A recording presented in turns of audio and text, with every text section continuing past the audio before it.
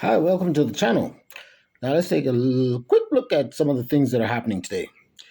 Former U.S. Ambassador to Nigeria, John Campbell, has issued a serious warning. He said, "Stop the killing, or there could be a violent split." The statement was made in context of rising insecurity and conflict across parts of the country.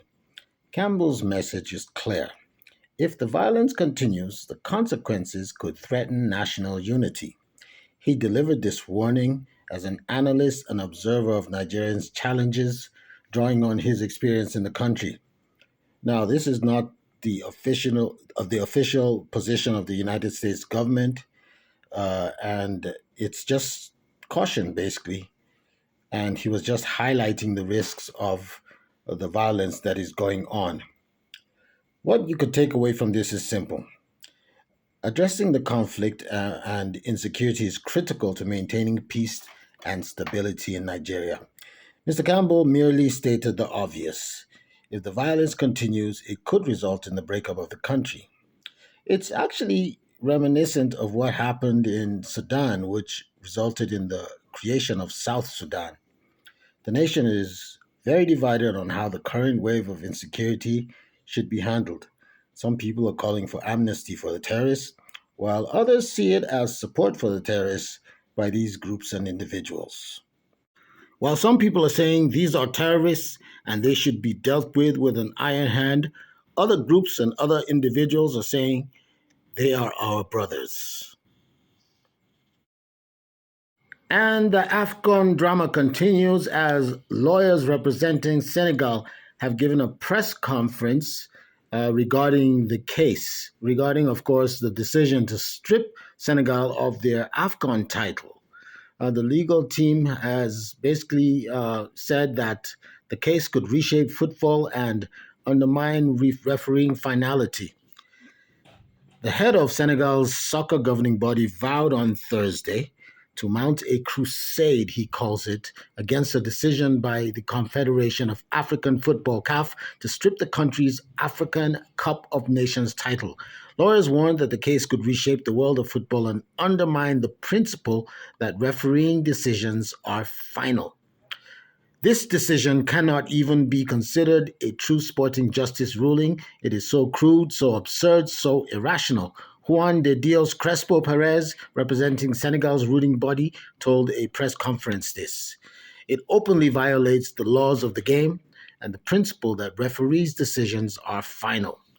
If CAS would rule against Senegal, if CAF could rule against Senegal, the winners of the World Cup, that's the next World Cup, could well be decided in law firms rather than on the pitch. Do you agree with this?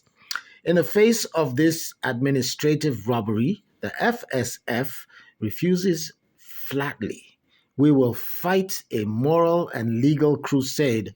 That's according to Abdoulaye Fall, the president of the Senegalese Football Federation. The FSF lodged an appeal at the Court of Arbitration for Sport on Wednesday against the decision to overturn the result. Senegal were ruled to have forfeited the final in Rabat on January 18th after walking off the pitch in protest at a potentially decisive penalty awarded to Morocco at the last minute. They returned and scored a goal in extra time to win the game 1-0. Senegal, who have qualified for this year's World Cup, face Peru in a friendly in Paris on Saturday. Serge Vitors, part of the six-lawyer legal team in Paris, said they were asking CAS, that is, to speed up the process. Such a procedure usually lasts between 9 to 12 months, but we want it to go faster, he said. However, all parties must agree to it, according to him. Asked whether the trophy would be presented to their fans at the Stade de France on Saturday, Fall said, "I'll see you at the Stade de France on March 28th. The FSF, however, posted the program for the game on social media on Thursday with an official presentation of the African Cup of Nations trophy before kickoff. Now that's what I call defiance. On to another story. In Suleja, Niger State, this happened. A man was arrested for saying what many Nigerians feel. Imagine this. You're tired of living without electricity. You're frustrated because there's no water. So you speak out. Just one phrase, one sentence, one complaint. And next thing you know, you get arrested. Does this sound crazy? Well, it might sound crazy, but it actually happened in Suleja in Niger State. A 38-year-old man named Hamisu Abdullahi was attending Eid prayers at the Emir's Palace in Suleja. During the visit of Governor Mohammed Umaru Bago, Hamisu shouted, "No water, no light." A simple, honest, straightforward complaint. But instead of someone listening, he was arrested on the spot. Police said his actions could disrupt government activities. They even labeled it suspected thuggery. Hamisu spent several days in custody. First in Suleja, then he was transferred to the state CID in Mina. When he was finally released, he claims that he had to pay 50,000 naira for bail. And if that's not bad enough, he also alleges that he was assaulted by a government aide before the arrest.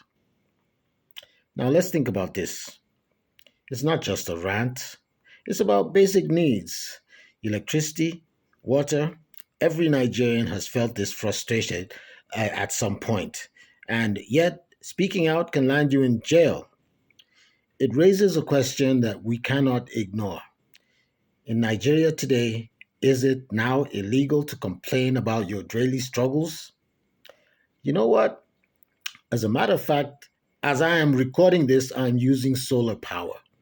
There hasn't been power here for the past 2 days and counting. I kid you not. No water, no light, and now no freedom to speak up. I remember an incident I heard of during the late Yar Adua was president, and he was governor of Katsina State before he became president, and he had gone somewhere for a visit somewhere in the state. I can't remember exactly which town it was, and somebody threw a sachet of pure water and it hit him, and of course his security arrested the man, and then the governor now asked to speak to the man. That's Yar Adua, Governor Yar Adua at that time. And he calmly asked the man, he said, "Why did you throw that sachet of pure water on me?" And the man simply said, "Because there has been no water here for quite a long time." And quite truthfully, there had been no water in that area for a long time. So the man said that's why he did it. And Governor Yar Adua said, "Okay."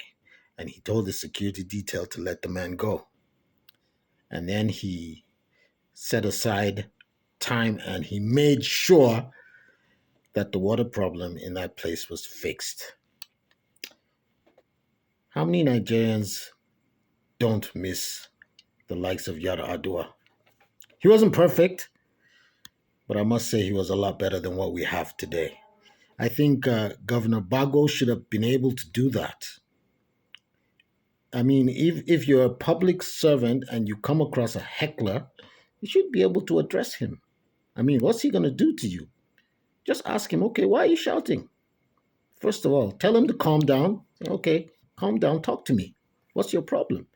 And let the man speak and tell you what's going on. And if you can, do something about it. And believe me, your name will go down in the history books and history will look at you with kindness. But unfortunately, a lot of our leaders today, because they can have someone arrested and thrown in jail, they just do exactly that. Then again, who knows if the government was even behind it? Chances are it was just the overzealous people who were around him who did that. All right, so that's about it. Remember to subscribe, give me a thumbs up. Let's talk in the comment section. Tell us what you think about these stories, and I will see you next time.